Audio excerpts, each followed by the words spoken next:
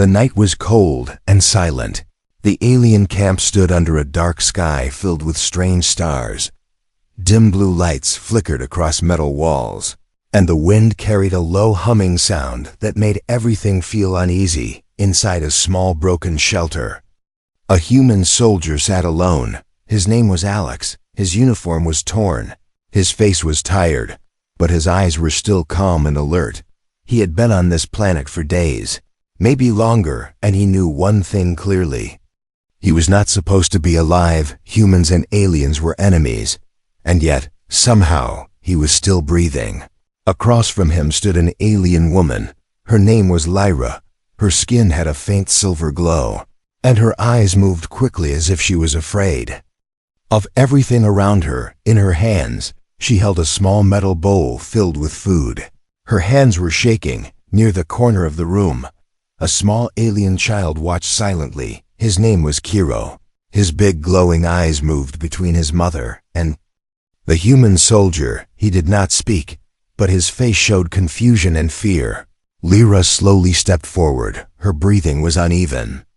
She looked at Alex, then looked away, then looked back again, like she was fighting something inside her mind. She placed the bowl in front of Alex. "Eat," she said softly. Her voice was low, almost breaking. Alex looked at the bowl, then at her face. He noticed the way her fingers trembled, the way her eyes refused to stay still. Something was wrong. He could feel it. But he did not say anything yet.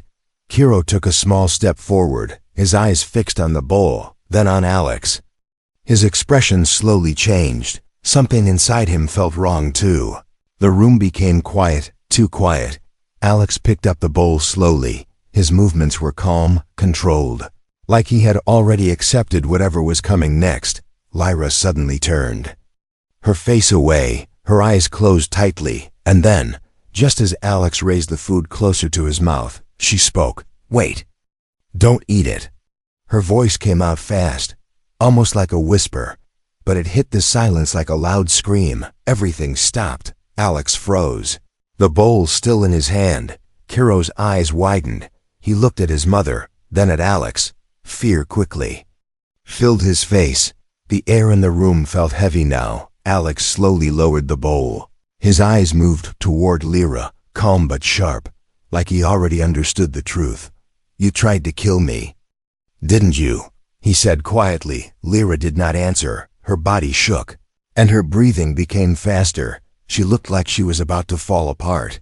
Kiro stepped forward quickly, his small voice breaking. "Mother." "What is happening?" Lyra dropped to her knees, her hands covering her face. She could not look at either of them.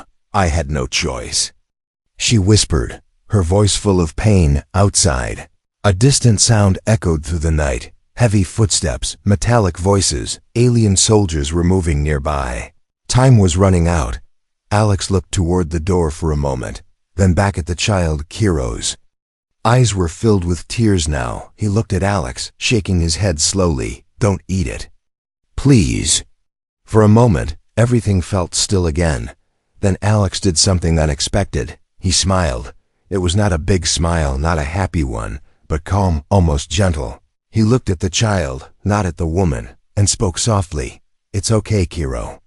Stepped back, confused, scared, unable to understand why the human was not angry. Lyra lifted her face slowly. Her eyes were wet, filled with regret and fear. "You don't understand. They will kill us if you live."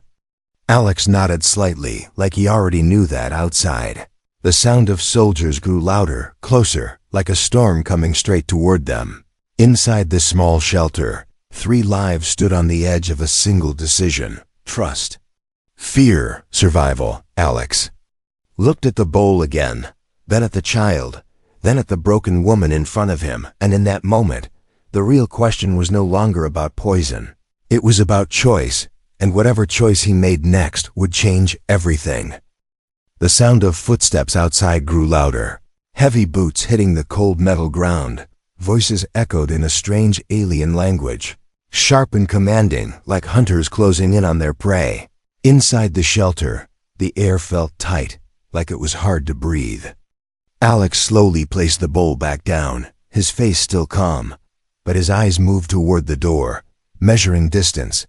Thinking fast, Kiro moved closer to him, his small hands shaking, his eyes full of fear, but also something else now. Trust. Lyra stood frozen, her body stiff, her mind breaking under pressure. She knew the soldiers were coming, and she knew what they would do if they found a human alive.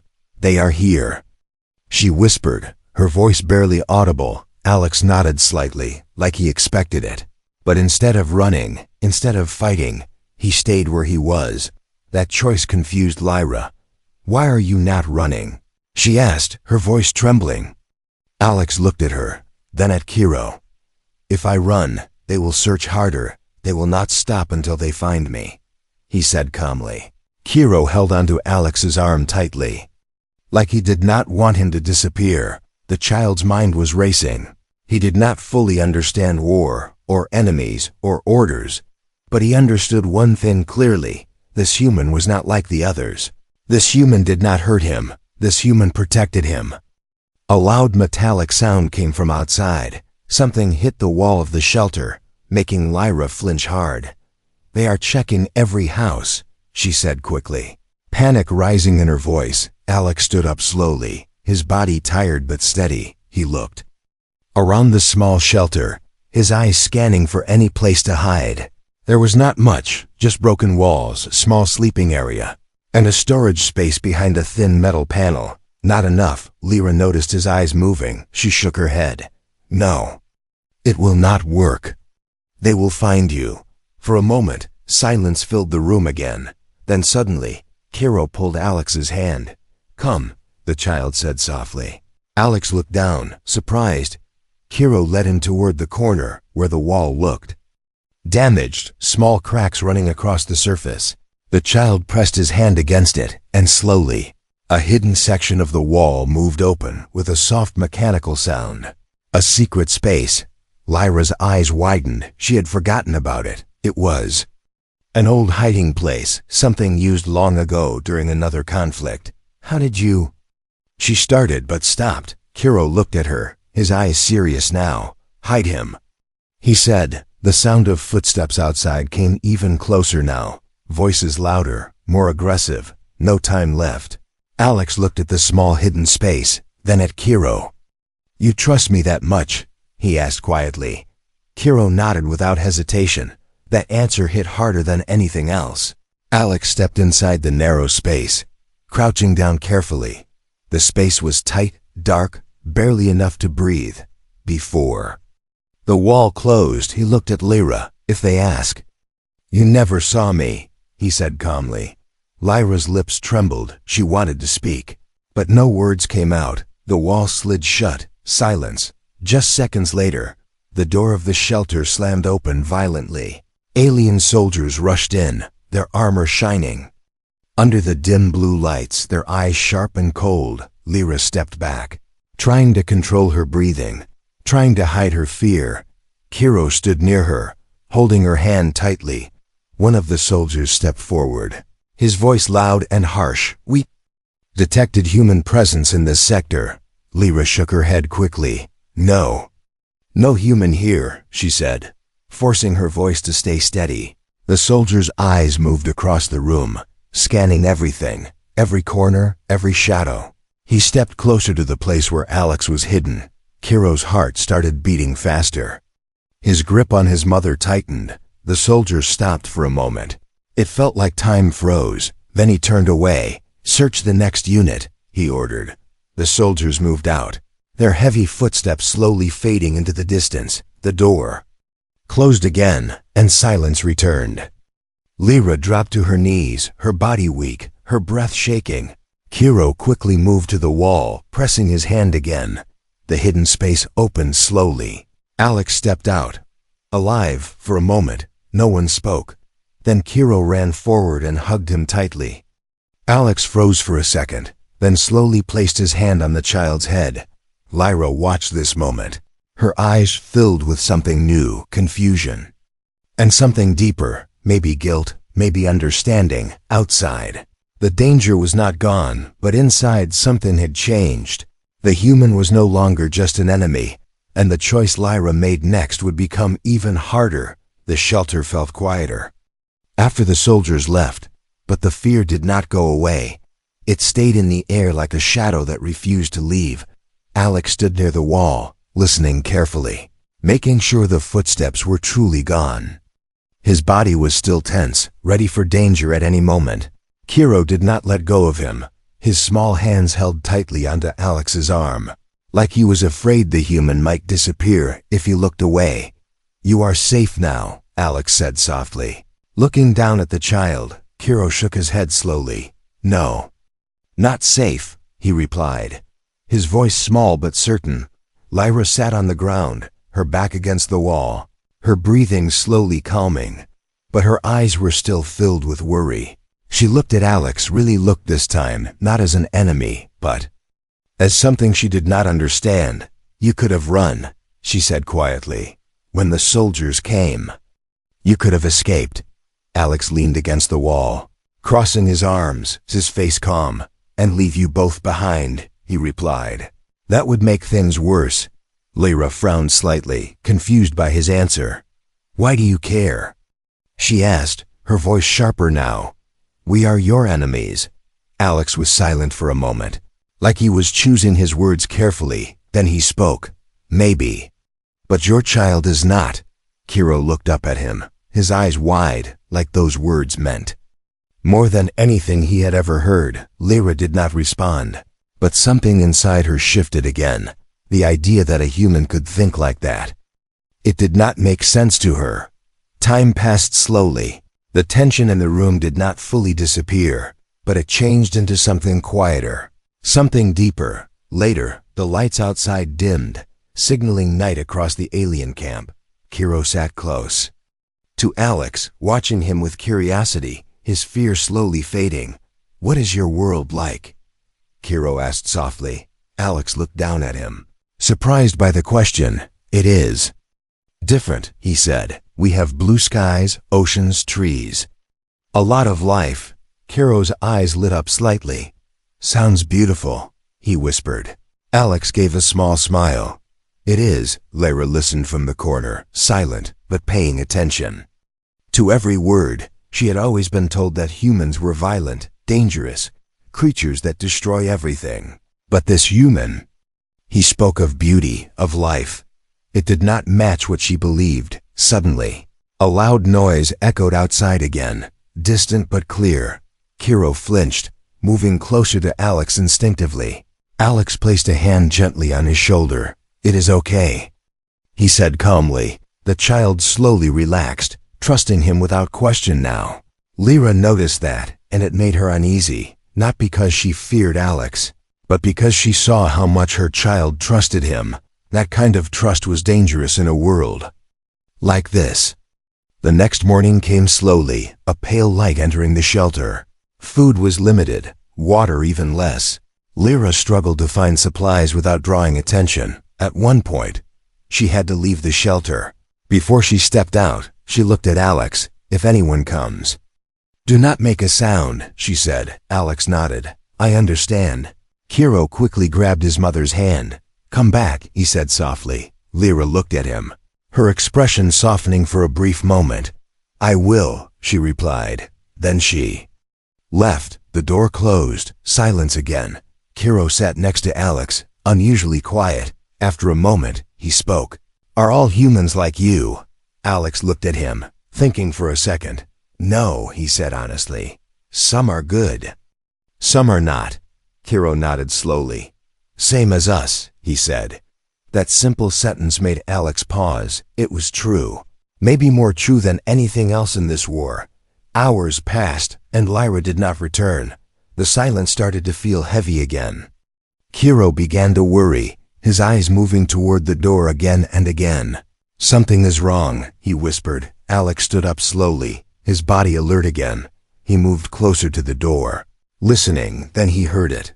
Voices closer than before. And this time, angry. Kiro stepped back, fear returning to his face. The voices outside were not just searching, they were hunting. Alex turned to the child. "Stay behind me," he said quietly. Kiro nodded, his body shaking slightly. The door handle moved. Slowly, someone was about to enter, and this time, hiding might not be enough. The door handle turned slowly, making a soft clicking sound that felt loud in the silence. Kiro stepped back quickly, his breathing fast, his eyes wide with fear. Alex moved in front of him without thinking, his body steady, his eyes locked on. The door, ready for whatever was about to come. The door opened. Lyra stepped inside. For a second, no one moved. Kiro ran to her immediately, holding her tightly, relief washing over his face. "You came back," he said, his voice shaking. Lyra placed her hand on his head, trying to calm him. But her own hands were not steady. "I told you I would," she replied softly. Alex watched her carefully. Something felt different. Her eyes looked tired, heavier than before, like she was carrying something she could not escape. "Were they close?" Alex asked. Lyra nodded slowly. "They are searching every section now." "More than before," she said. Her voice had changed. It sounded distant, almost lost. Kiro stepped back, looking at her face. "Mother." "What happened?" he asked. Lyra did not answer immediately. She walked further inside, placing a small pack. On the ground inside it, there was some food, not much, but enough for a little while. She avoided looking at Alex. That made him more alert. "What did they say?" Alex asked again, his tone calm but serious. Lyra stopped moving for a moment. The room went silent again. Then she spoke. "They know a human is here," she said quietly. Kiro froze.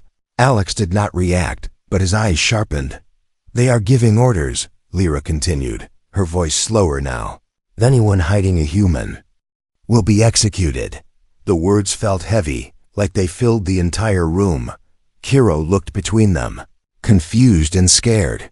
"Executed means die," he said softly. Lyra closed her eyes for a moment. "Yes," she whispered. Silence followed. Alex looked down for a second, then back at her. "So now you have a choice," he said calmly. Lyra looked at him finally, her eyes filled with pain. "There is no choice," she replied, her voice breaking slightly. "There is always a choice," Alex said. Kiro stepped closer to them, his small voice shaking. "We can hide him again," he said quickly. Like before, Lyra shook her head. "No, it will not work again. They are checking deeper now." Her breathing became uneven. "They will find him. And when they do, they will kill all of us." Kiro grabbed her hand tightly. "I don't care. We can run," he said. Desperate now, Lyra looked at him, her expression full of sadness. "There is nowhere to run," she said softly. Alex watched both of them, silent, understanding the truth of the situation. Outside, distant sounds of movement could be heard again. More patrols, more searching. Time was slipping away. Lyra slowly turned away from them, her shoulders tense. "Went to the command center," she said quietly. Alex raised his head slightly. "They gave me an order," she continued. Kiro's grip on her hand tightened. "What order?" he asked. Lyra did not answer immediately. Instead, she walked to the small table in the corner.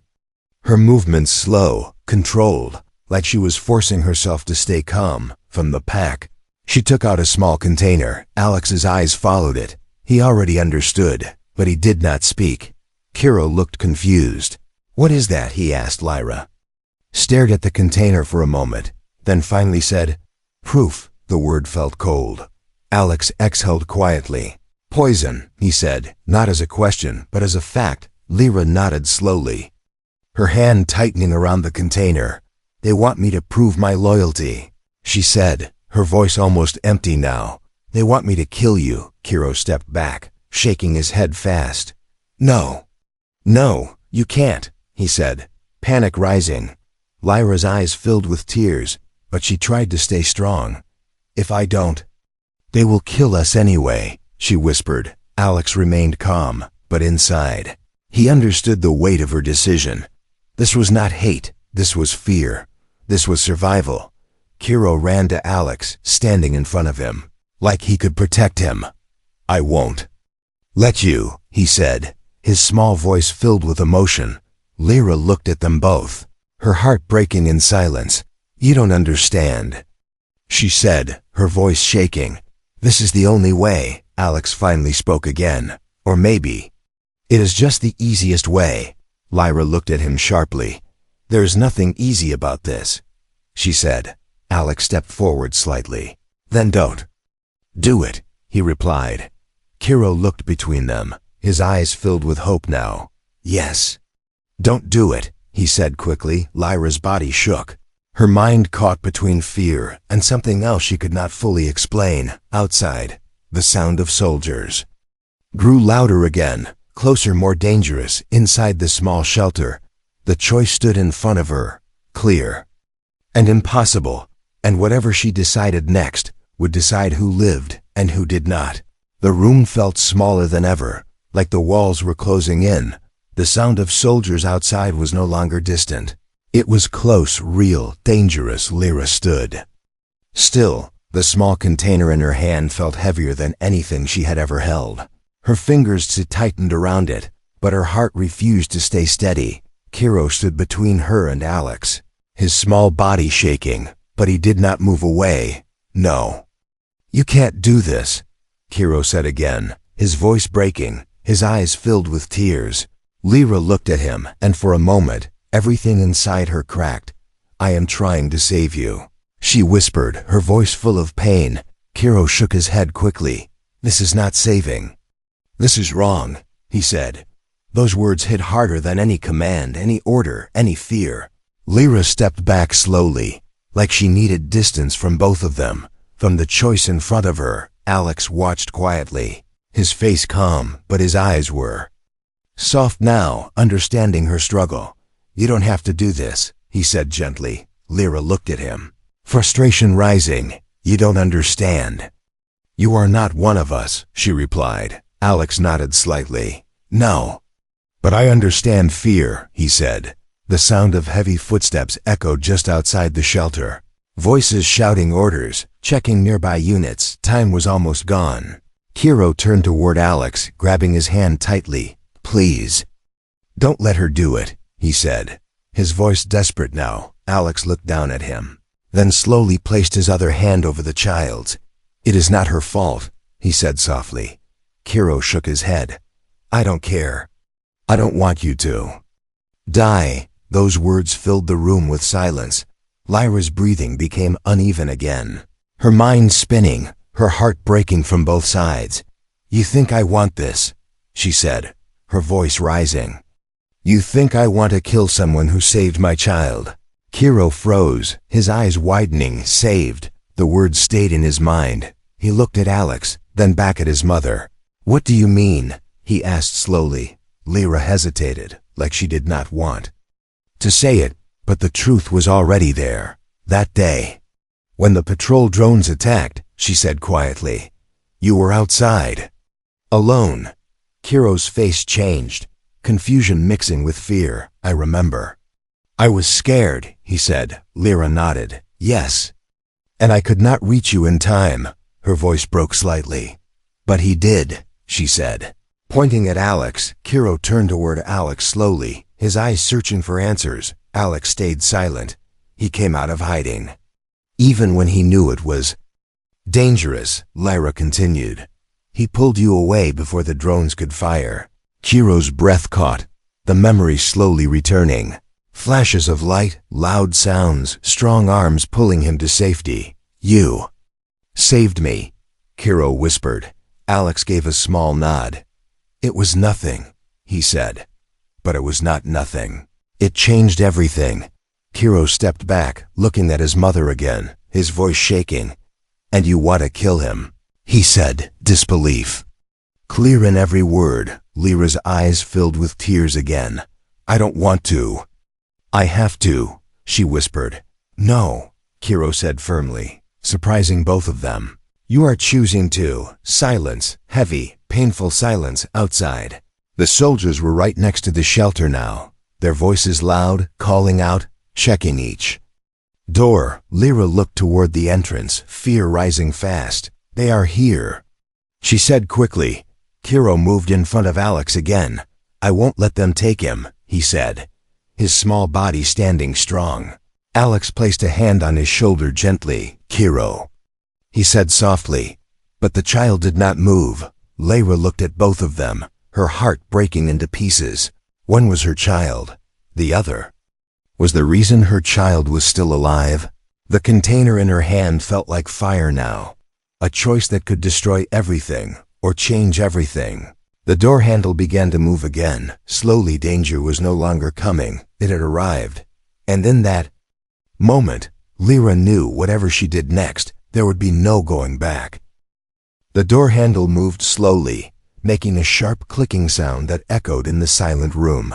Kiro's breath stopped, his small hands tightened into fists, and his body stood firm in front of Alex. Lyra could not move. Her eyes were locked on the door, her heart racing faster with every second. The container in her hand felt like it was burning her skin. The door opened. Bright light from outside entered the dark shelter, and two alien soldiers stepped in, their armor shining, their faces cold and focused. Behind them, more shadows moved, more soldiers waiting. This unit has not been cleared, one of them said loudly. Lyra forced herself to step forward, placing herself between them and the inside of the shelter. There is nothing here, she said, trying to keep her voice steady. The soldier's eyes moved past her, scanning the room, slowly, carefully. Kiro did not move. He stood in front of Alex, trying to block him, even though he was small and weak compared to the soldiers. That alone was enough to raise suspicion. The soldier narrowed his eyes. Step aside, he ordered. Kiro shook his head. No, he said, his voice shaking but strong. Lyra's heart dropped. Kiro, she whispered, fear filling her voice. The second soldier stepped forward now, his tone sharper. Move, child, he said. Kiro did not listen. Instead, he spread his arms wider, trying to protect Alex. He is not your enemy, Kiro said quickly, his voice breaking. The words shocked the soldiers for a moment.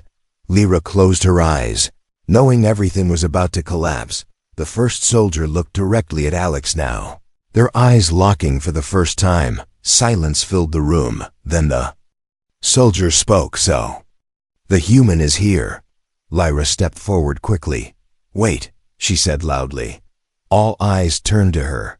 Her mind raced, her heart pounded, and in that moment, she understood something clearly. There was only one way left. Slowly, she lifted the small container in her hand. I was about to finish it, she said, forcing the words out. I was going to prove my loyalty. The soldiers watched her closely, their expressions unreadable. Kiro turned toward her, his eyes wide with shock. Mother. No, he whispered. Lyra did not look at him. She could not. Instead, she looked at Alex for a moment. Everything slowed down. No fear, no noise, no soldiers. Just one choice. Alex looked back at her, calm as always, like he already knew what she was thinking, and then he gave a small nod. That nod said everything. He understood. He accepted. Kiro shook his head quickly, stepping back toward Alex. Don't do it. Please don't, he said, his voice full of fear. Alex gently placed a hand on Kiro's shoulder. It's okay, he said softly. No, it's not okay, Kiro cried. Lyra's hands shook as she poured the poison into the bowl. Her movements slow, painful, like every second was cutting her deeper. The soldiers watched silently, waiting. When she finished, she held the bowl, her hands trembling, and stepped toward Alex. Her eyes were filled with tears now, but she forced herself to stay strong. Take it, she said, her voice barely holding together. Kiro moved in front of Alex again. I won't let you, he said, crying now. Alex knelt down in front of him, bringing himself to the child's level. Kiro, listen to me, he said gently. The child shook his head, tears falling freely. No, I don't want you to go, Alex smiled softly, a calm, warm smile. You are strong, he said. Stronger than you think. Kiro grabbed his arm tightly. Then stay. Please stay, he begged. Alex's eyes softened, but he slowly removed the child's hands. Some things "We cannot change," he said quietly. Lyra turned her face away, unable to watch. Her body shaking with silent cries, Alex stood up slowly. His body tired but steady. He looked at the soldiers for a brief moment, then back at Lyra, then finally. "At Kiro, you need to live," he said. Those words felt heavy, final, without another word. Alex took the bowl. Kiro screamed, "No!" But it was too late. Alex lifted the bowl and drank. Silence exploded in the room. The soldiers watched without emotion. Lyra dropped to her knees, her body breaking under the weight of what just happened. Kiro ran to Alex, grabbing him tightly. "Why? Why did you do that?" he cried. Alex looked down at him, his vision already fading slightly. "So you can have a future," he whispered. His voice was weaker now. The poison was working. Outside, the world remained the same. Cold, dangerous, unforgiving. But inside the small shelter, everything had changed. And nothing would ever be the same again. The shelter was silent again. But the silence was different. It was heavy, broken, filled with something that could not be fixed. Alex stood still for a few seconds after drinking the poison, his breathing slowed, his body weakening, but his eyes were still calm. Kiro held onto him tightly, refusing to let go, his small hands shaking, his face full of tears. "No, no, you can't leave," he whispered again and again. Lyra remained on her knees, her head lowered, her hands trembling on the ground, unable to look up, unable to face what she had done. The soldiers stood near the door, watching everything carefully, waiting for orders that did not come yet. But none of that mattered anymore. Inside the room, time felt slow. Alex gently placed his hand on Kiro's head. "You have to listen now," he said softly. His voice was weaker, but still clear. "Enough." Kiro shook his head fast. "No, I don't want to listen. I want you to stay," he cried. Alex gave a very small, tired smile. "I know," he said. Lyra finally lifted her head slowly. Her eyes red, full of guilt and pain. She looked at Alex, and for the first time, she did not see a human soldier. She saw someone who gave everything without asking for anything back. I didn't want this," she whispered. Her voice broke completely at the end. Alex looked at her calmly. "I know," he said again, those two words carried no anger, no blame, only understanding. Kiro tightened his grip. "Then why did you do it?" he asked. Alex looked at him for a long moment, then spoke slowly. "Because you are still here." The words hit the room like silence again. Kiro froze. Lyra closed her eyes as fresh tears fell. Outside, one of the soldiers finally stepped forward. "What do we report?" he asked coldly. But no one answered him, because something unusual was happening. The soldiers were no longer just looking at a human. They were looking at a child crying over him, at a mother broken by her own choice, at something they did not expect in war. Alex slowly knelt down. Even though his body was weak now, he brought himself closer to Kiro. "You will be okay," he said gently. Kiro shook his head again. "I don't want to be okay without you." Alex placed both hands on the child's shoulders. "That is how you know it mattered," he said softly. Kiro cried harder, unable to understand why something so painful could feel so real. Lyra finally stood up slowly, her movements weak, her eyes never leaving Alex. "I told them I did it," she said quietly. Alex nodded slightly. "You chose him," he said. Lyra looked at Kiro, then back at Alex. "Yes," she whispered, for a moment, even. The soldiers outside seemed unsure of what to do. One of them spoke quietly. "This is not what we expected from a human," another replied. "No, it is not." Inside, Alex's breathing became slower. His strength was fading now, but his face was still peaceful. He looked at Kiro one last time. "You will grow. You will understand," he said. Kiro shook his head violently. "I don't want to understand. I want you." Alex slowly moved his hand away, resting it for the last time on the child's head. Then he looked at Lyra. "Take care of him," he said. Lyra nodded, crying silently. "I will," she whispered. Alex's body finally relaxed, his eyes closed slowly, and in the last moment, there was no fear in him, only peace. Kiro screamed, "No!" But the sound did not change anything. The human soldier who was once an enemy was now gone outside. The soldiers slowly lowered their weapons. Something had shifted in them too. They had expected a monster, but they saw something else. Silence. Sacrifice. And choice. Lyra pulled Kiro close to her, holding him tightly for the first time in a long while. "I am sorry," she whispered again and again. But Kiro did not answer. He just stared at the place where Alex was last standing, like he was waiting for him to come back. But he never did. Days would pass, stories would spread. Some would say a human died as a prisoner. Others would say he died as a threat. But Kiro would always remember the truth. A human who stayed when he could run. A human who forgave when he had every reason not to. A human who chose a child over himself. And in a galaxy full of war, that choice would be remembered, not as weakness, but as something greater. Something only humans seem to do. Hope. Even at the end,